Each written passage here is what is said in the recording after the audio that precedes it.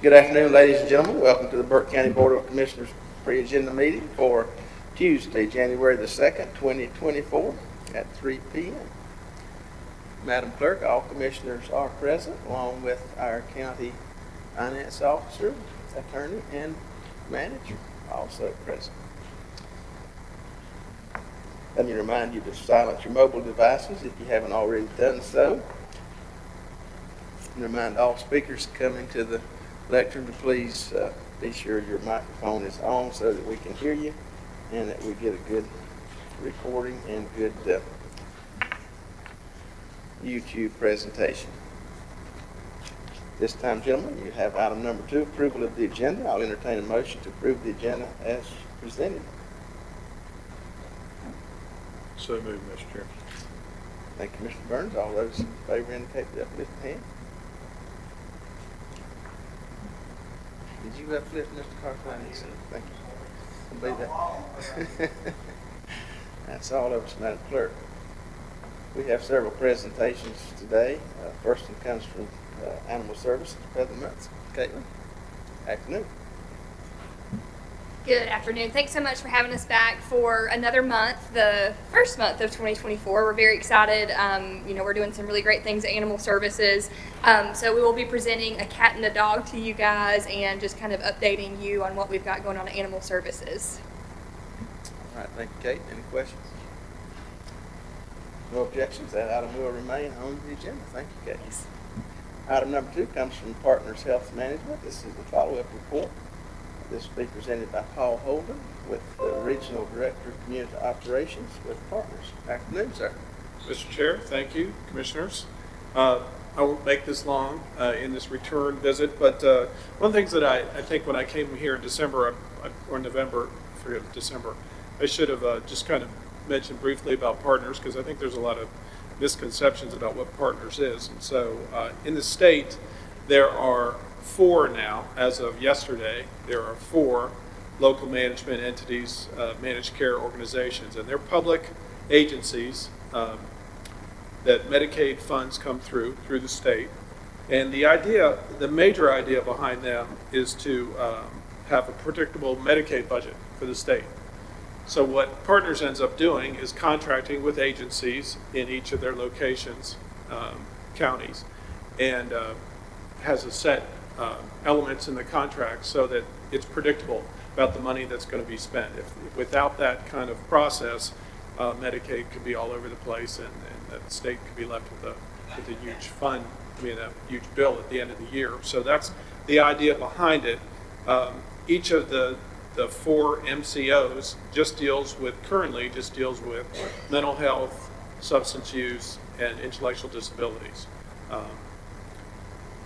Sometime this spring, theoretically July 1st, then its tailored plan will come into effect, and then we'll also deal with physical health and pharmacy.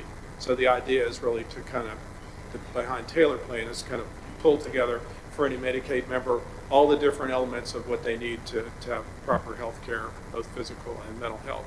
But that's not going to start till later, and so currently we just work with behavioral health issues. So I guess I would just say the Partners is kind of like a general contractor. We contract with agencies so that they can provide services, and then there'd be Medicaid reimbursement.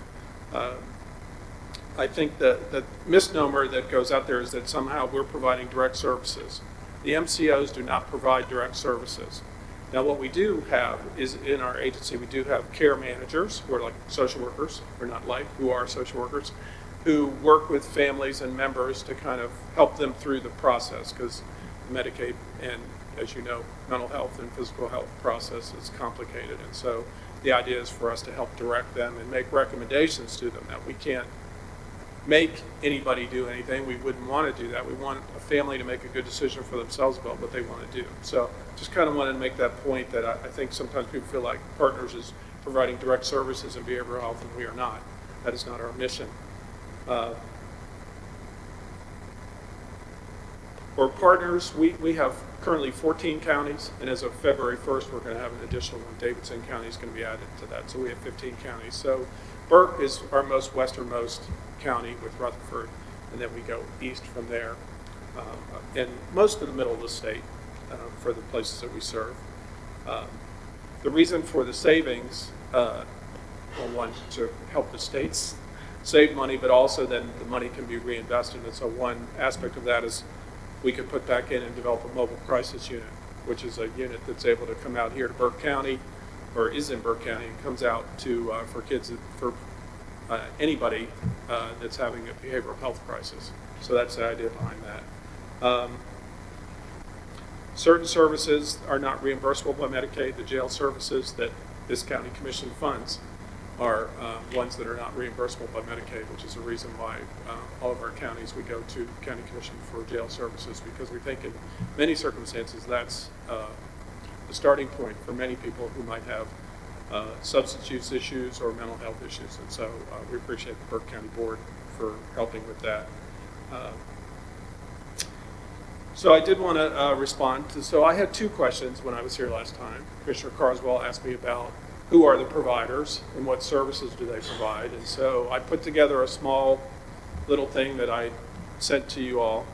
I think the thing to remember about that is that that's not an exhaustive list of every agency in Burke, because if you want to pay cash for a service, you can do that. For people who have regular insurance for mental health issues, they pay through their insurance. We just pay for behavioral health through Medicaid, folks who are eligible for Medicaid. So it's a smaller portion, so it's not everybody in Burke County. So I just kind of want to make that point to you. So I provided you with a list. I didn't know if you had any additional questions about that, Commissioner Carswell or anybody. I guess one of the things I could, off the top of my head, if I could just highlight one, it's the Burke Council on Alcoholism. They more commonly referred to as Burke Recovery here. And they provide a whole range of services for folks, particularly the Flynn Recovery Home that's associated with them. They have a facility for 8 men to be able to work on substance use issues for up to 9 months and sometimes longer, but they're able to live there and be able to deal with the issues that they have. A larger part of one of the things that the Burke Recovery does is they lead a community collaborative, which I think is kind of important for you all to know, because I don't think it comes back to you all the time. It's called the Burke Substance Abuse Network, and so partners and everybody under the sun here who's in an agency, a helping agency with mental health, substance use, intellectual disabilities in this community, meets together with that group once a month. And so that's where we come together and collaborate, and I think that comes up a lot of the time about agencies communicating with each other and who's doing this and why are you doing this when we're doing this. And so I think a lot of creative ideas come out of that group. And so I just want you all to know that meets once a month, the last Friday of every month.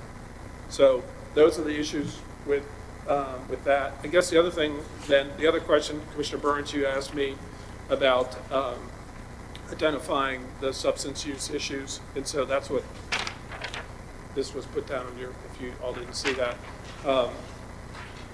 Now the totals are on there. If you look at the schematic that's at the bottom of the page, bottom of the front page, it talks about that those are just numbers of people who have been identified and worked within the last 13 months in Burke County by an agency that reimburses for Medicaid for substance use. So I'm trying to tell you that it's a smaller, this isn't everything that's going on in Burke, but it's a pretty good snapshot, I would tell you. So if you look at the bottom of that, you can see opioid dependence is actually the largest.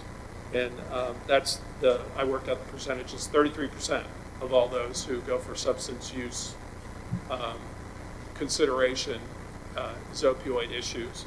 25% is for stimulants. And so there are many stimulants, but just on a general basis, medications for ADHD are stimulants that people take out of prescription medication and use them without proper verification. Cocaine is a stimulant, and actually nicotine is a stimulant too. So it can be any of those, part of those 25% that here on this number is 59 of the total of 231. And then the other one is alcohol dependence. So those are the folks that that these agencies in Burke have worked with over the past year. Are there any questions about that?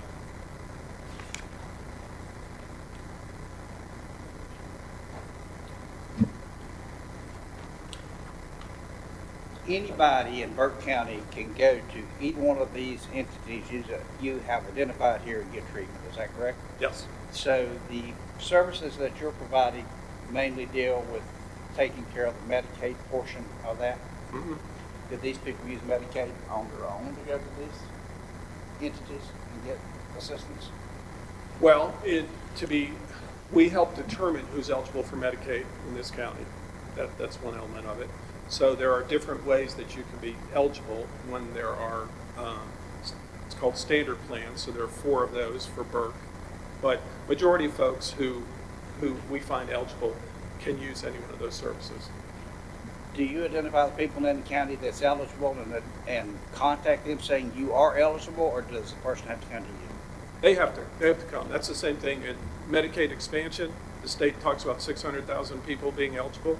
Well, you can be eligible, but you have to apply to be a Medicaid member. And if you don't do that, we don't know that. Otherwise, you're out there in the world and we don't know that. So you have to apply.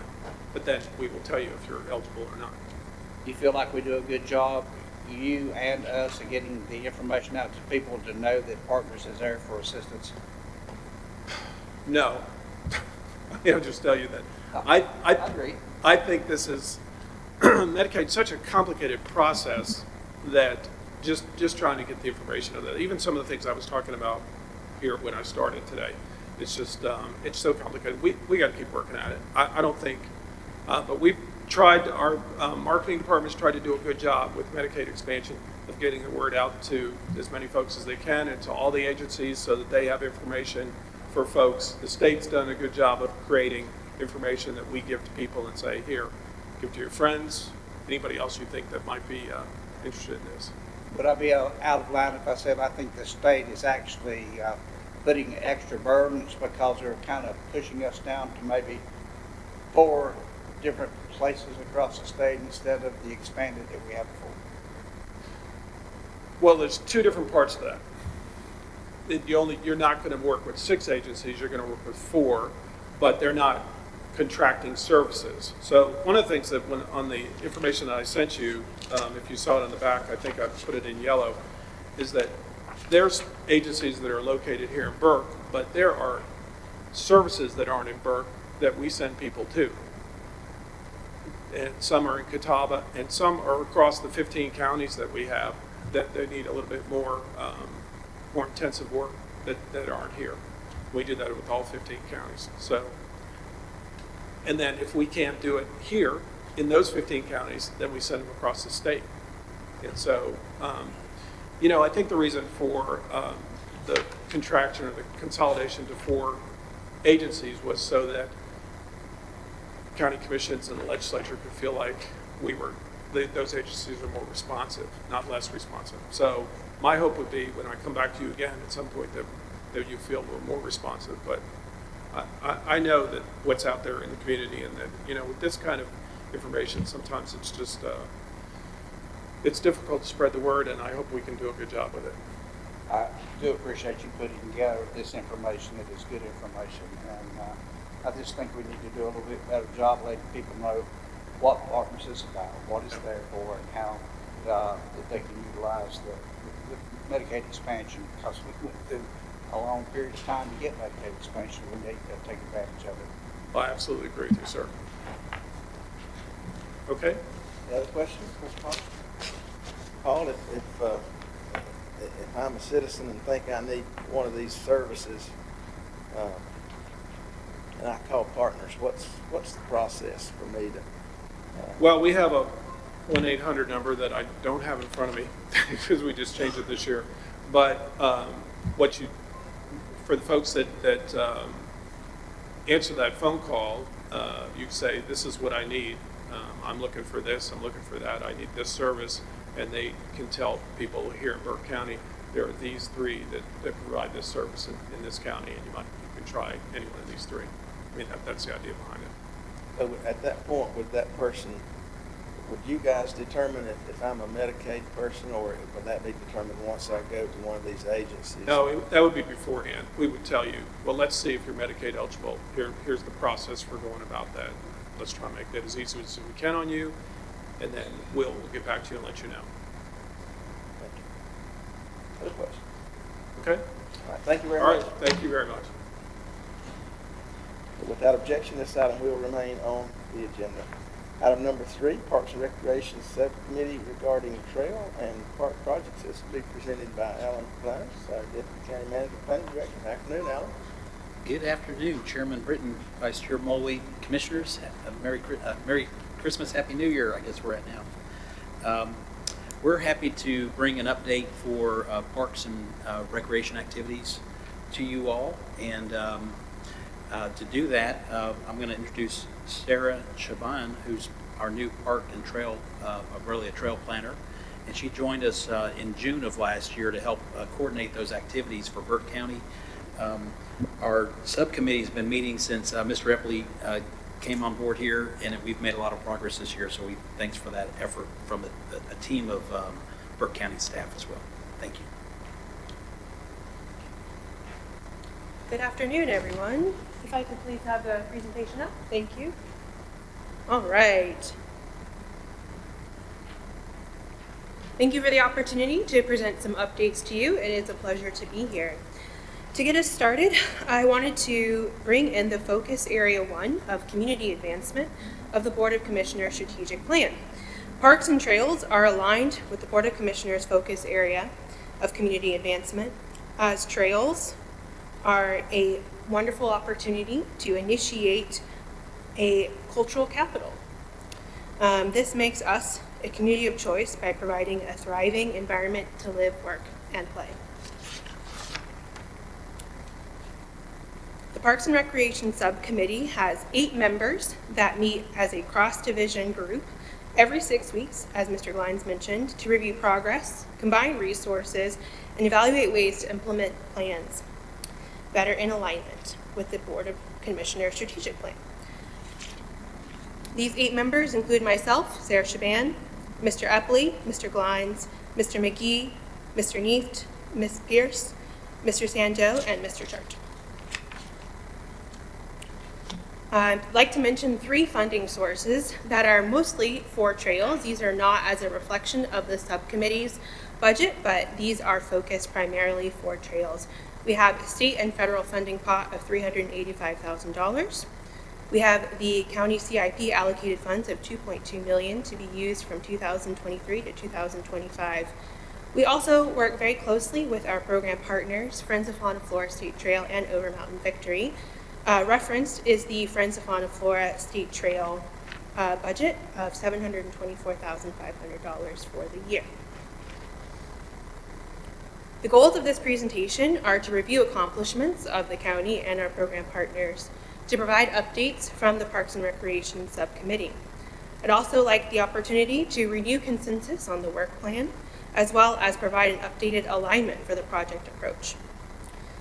This will allow us to guide and provide context for annual budget requests, provide information to the public by posting this presentation on our website, as well as this being a living document, so we will be able to provide updates to the community as opportunities and constraints may arise. Starting us off with a review of accomplishments, it's been a really exciting 2022-2023 year for us. The Harris-Wisnet Trailhead parking lot bid was awarded and construction has been underway. This is the current terminus of the Fauna Flora Trail that is closest to the city of Morganton. This will provide 7 parking spots at a minimum and 1 ADA spot. Next is Canal Bridge. This project funding is shared 3 ways with the Over Mountain Victory Historic Trail and Friends of Fauna Flora. This represents a truly community effort to provide a safe crossing and valuable link in connecting state park parcels. We are awaiting a final construction document to be provided by Mattern & Craig engineering firm that will be reviewed through NCDOT's districts and structures office. Once that is reviewed in a process of 60 to 90 days within their internal procedures, we will undergo an MOU process with NCDOT. Through that, it will be managed and released as a project with the state. They are cautious of lane closures during the summertime on a bridge in a very popular boating area. So they will be considering lane and traffic patterns. So this implementation could be early spring or fall. The Lake James Camping Resort and Marina easement was recorded with 0.8 miles of trail designated ready to be built. The county also concurred on the location of the Patties Creek Trail easement below the dam surveyed by the State Historic Preservation Office. Once this is approved, Duke Energy will assign the easement to Burke County. We can't get a lot of our work done without some of our program partners. So the North Carolina Wildlife Resources Commission, in partnership with them, the Watermill boating access area was updated with some really great improvements of a boat ramp. And the Pisgah Game Lands Forest Restoration Project has been underway for quite some time through a temporary MOU, and they will be developing a beautiful overlook to Lake James from that area where the last of the Mohicans scene overlooking the lake was filmed. In partnership with Over Mountain Victory State Trail, we've had great support with traction on community projects, allowing us to be able to connect more sections of trail. In partnership with the Friends of Fauna Flora State Trail, they have had volunteers donate over 342 hours of trail maintenance, so this has saved us quite a bit of staff time and effort. The Parks and Recreation Subcommittee has also been working on Phase 2 of Jonas Ridge. The project team has had a kickoff with staff and will be spending time on the property to do a site analysis, which includes wetland and architectural analysis. The existing structure, as you see in this picture, appears to be sound with some plans as to how to incorporate that into the property. The Roadhus Road convenience site, there's a little map to kind of give you some reference of where that is in the process of being kind of closing procedures by the time the new one is built in East Burke, opening spring of 2024. This is a unique property as it is a former landfill and a convenience site adjacent to Duke property on the lake. The county would like to work with a firm to conduct a highest best use analysis, which will guide site feasibility and decision making for future community use. This will really help us understand how to utilize this unique asset, and we will be able to guide decision making based on under your decisions and directions. We also conducted a mountain biking community survey. There has been interest from the mountain biking community to include diverse and expand opportunities for types of trails that we have in the county. So what we saw were 55% of the people that participated in this survey ride trails weekly. That's a lot of people outside using trails, mountain biking trails for after work or during the day recreation. 69% of these people stated that the difficulty and variety of the trail played an important or very important role in their decision of where they wanted to go biking.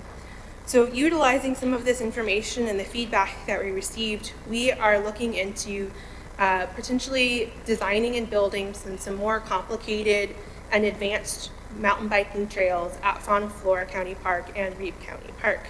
This will help us to meet a wider user group and potentially attract more tourism to our area. Now kind of bringing the attention more down into where we're headed in the future. This is just a reminder of what the Fauna Flora State Trail and Over Mountain Victory Trail schematic looks like for our county. The yellow or orange and white combined is the overlapping shared portion of the Over Mountain Victory and Fauna Flora State Trail, as well as the loop around the lake. In 2024, we're looking to undergo a RFQ, which is a request for qualifications, repair, and expansion opportunity. We've got 1.7 miles of trails through the, through 1780 neighborhood. This is currently, portions of it are already designated as Over Mountain Victory National Historic Trail. However, this was built around 2005 and there are severe erosion issues and are in need of repair. The Property Owners Association granted the trail easement to the county in August of 2021 to maintain and operate.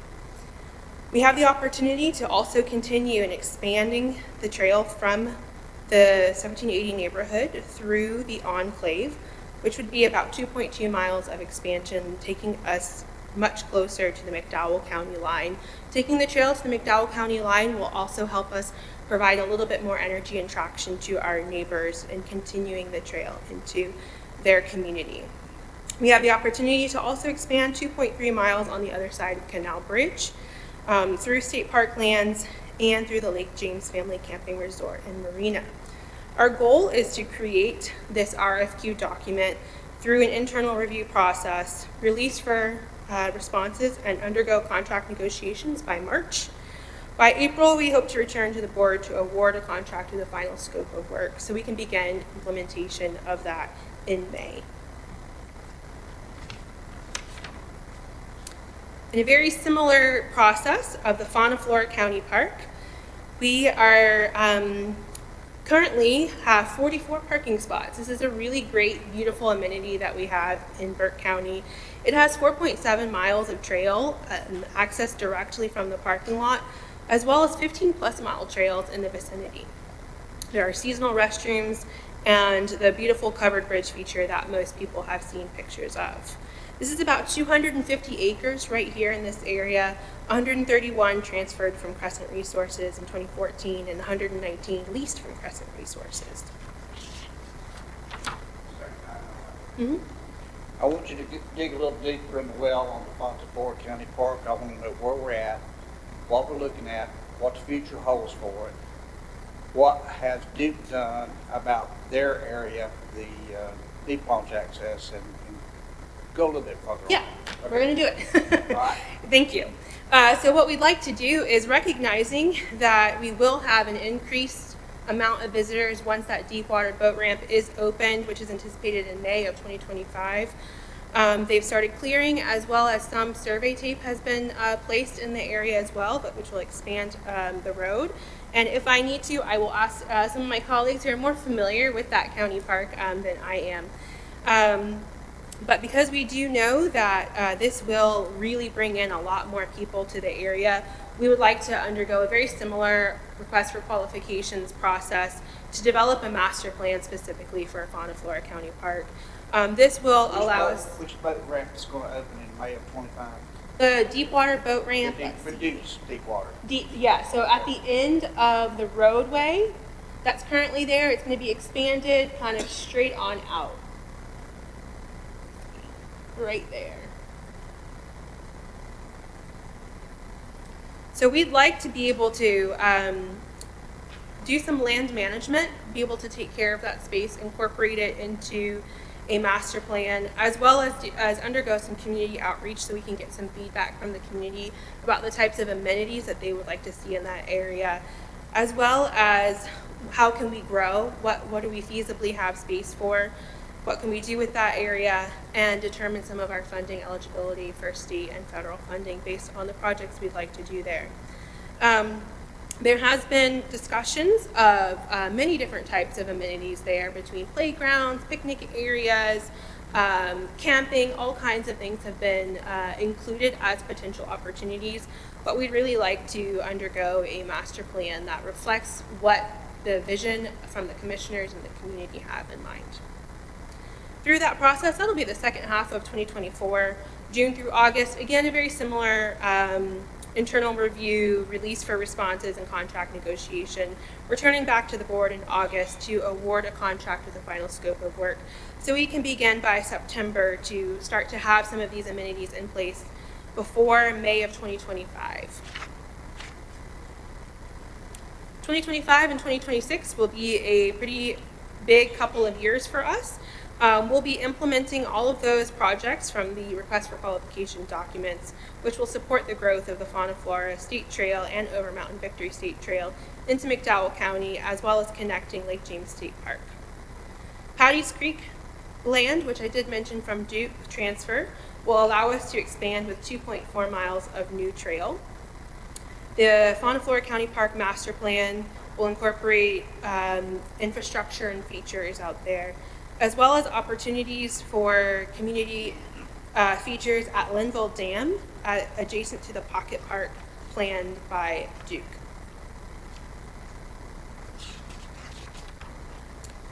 So kind of to put all of that in a perspective of the wide scape. Oh. Yeah. question, but most, I think we'll ask the same thing. I'm gonna let him ask. He told us Pocket the Park? same. Yeah. Yeah, so that, we both started looking at each other. Oh, yeah. I'm not familiar with exactly where and what that is going to be. The term Pocket Park is just a miniature park that they have in mind by Duke. They've got it When planned. did they tell us they had this in mind? Oh, it's been part of their FERC relicensing agreement that they originally started over 8 years ago. Is that the one by the dam? Yes. And there was going to be an overlook, maybe? Yes, an The overlook. Eagles. The Eagles overlook, correct. Okay, yeah. that's where we're talking. Yes. Okay. Yes. Yeah. We're Okay. good. Yeah, we knew Different that. terminology throughout different phases. Greg, quit shaking your head. Yeah. So that is the Patty's Creek features. So that is the Duke Pocket Park will be in this area, as well as the opportunity for the county to put in the Eagle's Nest, Eagle's Landing. It's had a couple different words used for it, for that overlook opportunity over there.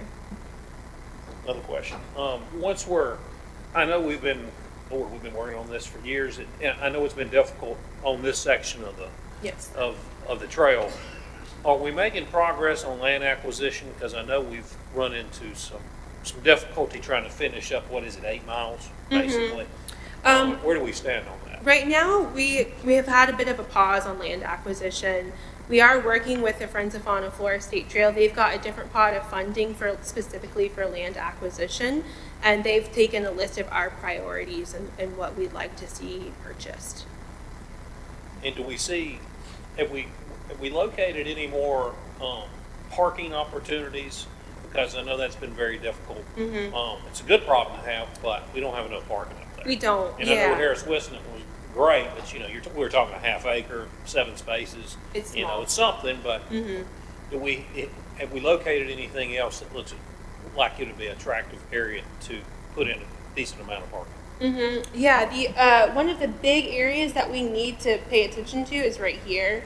That link by Canal Bridge. We have the opportunity to work with the state park to be able to build a parking lot on their land right there, or potentially to work with Duke to be able to build a parking lot on the other side of the bridge, closer to Canal Bridge boat ramp.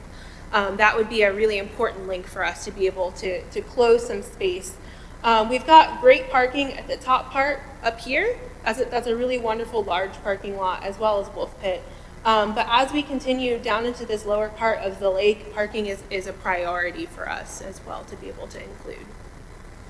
I don't think I quite understand what role 3FST is playing in the land acquisition, because I thought they had devoted much of their priority work to the McDowell side of the lake. Is that not true? So their planning is on the McDowell side, but they do have separate pot of land specifically for land acquisition in Burke County. I think it's about $74,000 that Are they going to purchase the land, or are we going to purchase the land? they would purchase and then pass it to us.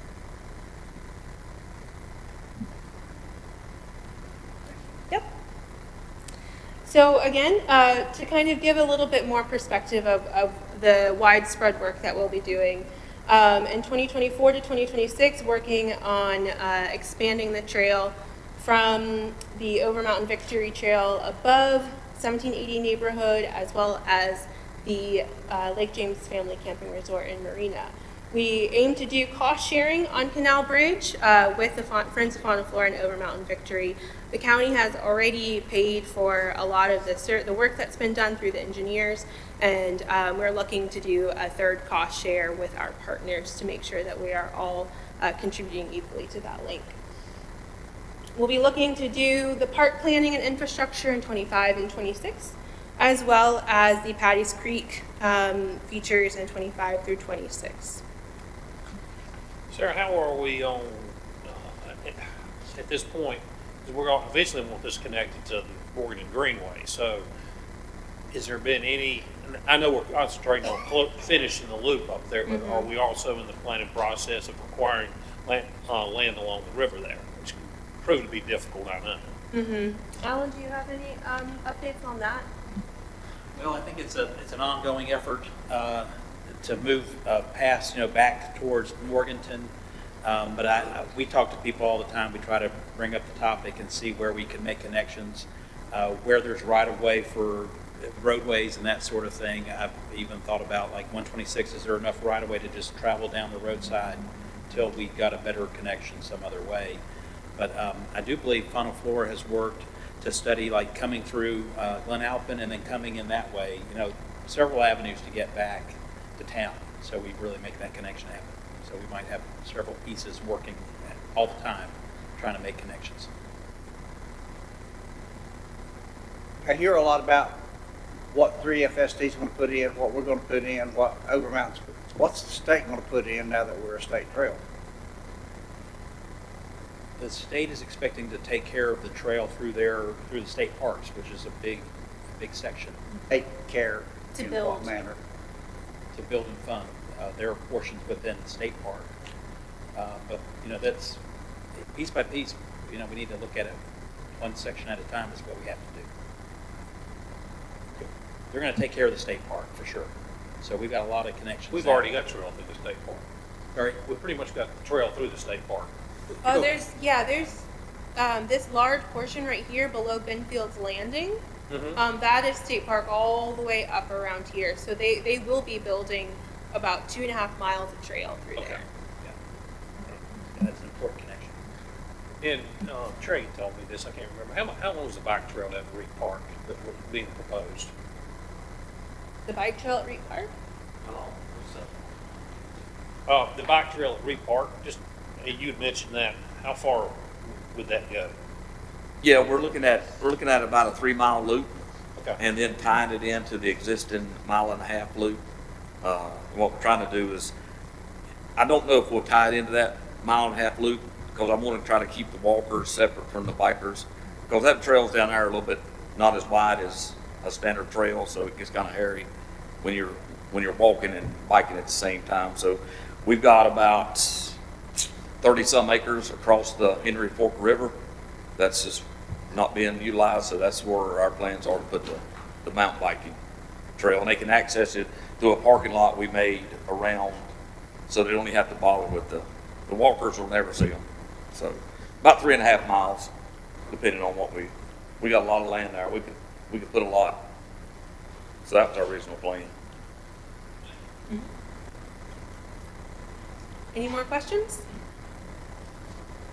Any other questions for Sarah? All right, seeing here none. Sarah, thank you for your presentation. Alan, and this will remain on the agenda. Item 4, we have no scheduled public hearings this month. This will bring us to item number 5, consent agenda. First item will come from our clerk, appointments to the local emergency planning committee. Madam Clerk.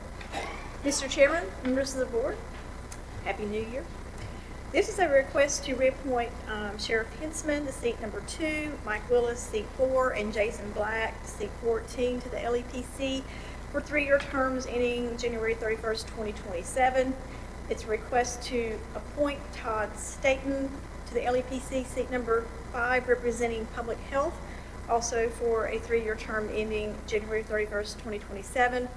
We are still looking for a member to fill seat number 11, which represents the media. That term is for a 3-year term ending January 31st, 2027. If we don't have anyone by the time agenda distribution rolls around, we'll just remove that and save that for another day. This is also a request to approve the addition of seat number 17, representing DSS, and to appoint Amy Patton to fill that term, also for a 3-year term ending January 31st, 2027. Madam Clerk, any questions on this item? Okay, as I reviewed this, I see the addition of seat 17, but somewhere there I also saw that the bylaws only allowed for 16 seats. Has that been taken care of?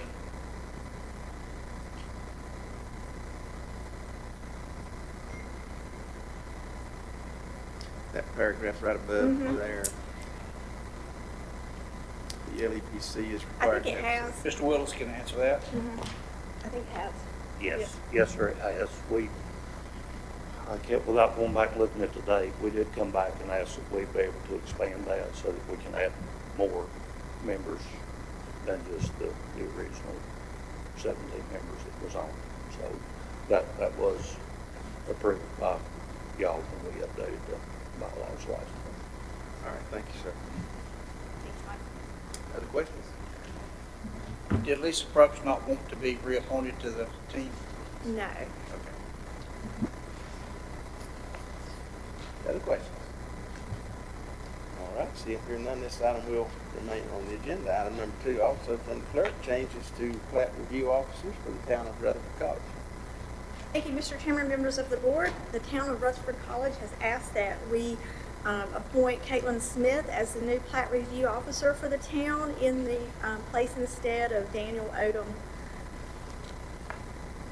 And the resolution in your packet does that. All right, thank you. Any questions for Kay on this item? Hearing none, this item will remain on the agenda. Thank you, Kay. Item number 3 comes from the fire marshal, updates to the emergency operations plan. Afternoon, Mike. Thank you, Mr. Chairman, board members. When we adopted the plan originally, a lot of things have changed. We've got a new sheriff, new chairman of the board, new county manager, so we needed to update a lot of the names and references in the EOP. The only structural change, other than a few name changes, the way that the Strategic National Stockpile is implemented now, changed its role a little bit, so we noted that in ours it's more prevalent in the way it's described in the health department's emergency plans, but in our overall county plan, it was a very minor change. It's just how it's implemented. Other than that, it's just an update so that we've got everything correct. All right, thank you, Mike. I hope each one of you read all those pages in the emergency plan. I did have one question, Mike, on page I-21, where we're talking about media contacts for the area. It seems that all of the primary media is coming out of Charlotte. I wonder, should we not add WLOS out of Asheville? We're more than happy to. Technically we're in the Charlotte market, so that's what we do, but we're happy to add that. Yes, sir. Any other thoughts about that? Doesn't a lot of our people kind of listen? 13 out of Asheville, particularly on the western end. We'd be happy to add that, sir. Just a thought. Yes, sir. Thank you. Any other questions for Mike? All right, hearing none, this item will remain on the agenda, consent agenda. Item number 4 from the tax department. This comes from Linda Wilbur. Linda, afternoon. Tax collection report for December 2023. Mr. Chairman, members of the board, property tax amount collected to date, $43,558,321.85. Percent collected, 82.65%. Balance to collect, $9,141,255.15. Motor vehicle tax, amount collected, $2,745,713.01. Percent collected, 44.29%. Balance to collect, $3,454,286.99. Current year taxes, amount collected, $46,304,034.86. Percent collected, 78.62%. Balance to collect, $12,595,542.14. Delinquent taxes, amount collected year to date, $461,071.75. Percent collected, 68.87% collected. Balance to collect, $238,928.25. Penalty and interest amount collected, $161,029.27. Percent collected, 48.95%. Balance to collect, $167,970.73. And then down under total year property tax, amount collected, $43,558,328.85. 0.90% collected, and balance to collect $10,286,665.54. All right, thank you, Linda. Any questions for Linda on this matter?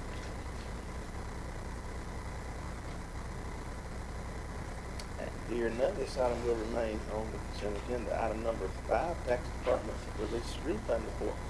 Okay. Under NC BTS, report amount $19,940.69. Rebuild amount $3,684.53. Net release $16,256.16. And then the VTS refunds over $100. The refund amount was $157. All right, any questions for Linda on this matter? All right, seeing here none, this item will remain on the consent agenda. Thank you, Linda. Thank you. This brings us to item number 6, items for decision. First item comes from the Board of Commissioners, and gentlemen, I would ask you to consider a slight modification in our rules of procedure for the pre-agenda meeting. In discussions with the county manager on occasion, not necessarily often, but on occasion, we have items that are time sensitive, and waiting an additional 2 weeks or even another month to deal with those can be problematic. In the past, we've dealt with this by calling special meetings, sometimes immediately following our pre-agenda meeting. But I believe it would be much easier if we just simply made it clear in our rules that at the discretion of the chair, we can act on an item, remembering that those items would come to you with advance notice, just like everything else on the agenda. And you would receive that, and obviously, if for some reason it's something we couldn't act on, we could move it forward if need be. But this would just give us clear ability to act during this pre-agenda meeting if an item is considered to be time sensitive or waiting is detrimental to the county. So, any question about that? Everybody okay? All right. Thank you very much. Without objection, that item will remain on the agenda. Item number 2 from our manager, RFQ for the courthouse renovations. This is placeholder. Mr. Manager, you want to speak to that? Thank you, Mr. Chairman.